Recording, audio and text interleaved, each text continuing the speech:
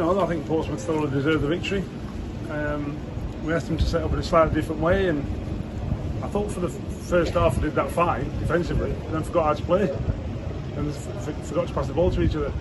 And when you've basically defended for 45 minutes because you haven't passed the ball to each other, then it's a tough afternoon. I've just said to them, that's my fault. It's my fault. I was prescriptive to them. Like, this is what you need to do out of shape, and this is what you need to do. And I didn't tell them often enough. They had to actually pass the ball to each other when we had it. When we did, we was fine. We didn't do it anywhere near enough. And then when we asked them to play from deeper towards the end of the game, I think some of them run out of a bit of gas as well, and that's disappointing as well. So, you wound, you move on. Obviously, you set up differently. You got to half time at 0-0 as well. You could have just done with another quarter an hour without the ceiling. The only goal went in and it lifted everybody from their perspective. Of course it does. We asked them to do something slightly different at half time because they weren't doing well enough with the football. Like I say, I'll take that because I didn't tell them often enough, obviously, during the week, and I should have done. And when you tell them, well, you can be a bit bolder, suddenly they're behind us and they score. It's like, yeah, but you've got to be bold, but don't let him get in behind you and they'll moving screen and suddenly he's through us. Or he's certainly running at our back four. And again, disappointing. They take it to the letter of what I'm saying, which is on one hand brilliant. On the other hand, I'm going, sure you've got to show a bit more guile than doing everything that I say to the absolute letter. Because football doesn't work like that. It's not prescriptive. So disappointing. But that's how we move on. There was a few chances though. There was a few chances that came out just before half time. Especially after they scored the first goal, you had your best problem. Yeah, of course. Were we ever out of it? No, we weren't. In the second goal, he finished. Should have one on the play. We miss him and we don't get it. But we didn't deserve anything. That's the honest assessment.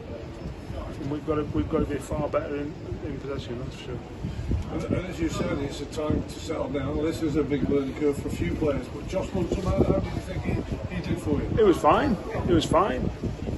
They need to think quicker.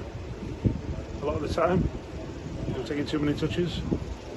But listen, he's 8 games into his career. He's doing fine for someone who's played 8 games. Him and Kane have got probably 10 games between them. That's less than 15 certainly. And they're coming up against Lee Brown and Roland Curtis, who might be going to the Championship. It's a tough ask. What I do want to see him, I want to see him keep getting on the ball, and that's important. It's important to me. That's important to my philosophy, the club's philosophy, and they won't improve if they don't. That's the key to it. There's an early one, of course, tough early fixture away from home. You can learn a lot, you and your staff and your players. I just said to him that, the first thing I said to him, I said, look, I was 5 minutes to go, I'm thinking about what have I learned today?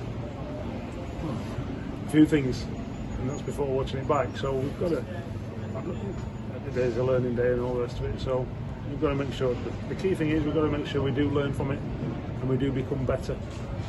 I'm sure we will. We have got work to do, but we'll get it done. I'm sure we will. Just wrap up Owendale, was it an illness that caused him off? Yeah, he had a bit of sickness this morning, tested negative. Yesterday he tested negative again this morning, said he felt a bit fine, but a bit dodgy. Fine but dodgy. Give him a go and the last 35 minutes or whatever it was, and we'll make sure he's sat at the front of the bus or under the bus, or he goes back with someone else. So if he's infectious with diarrhea and vomiting or sickness or a bug or anything like that, and don't give it anyone, because the minute everyone thinks automatically it's COVID, but like I say, he hasn't got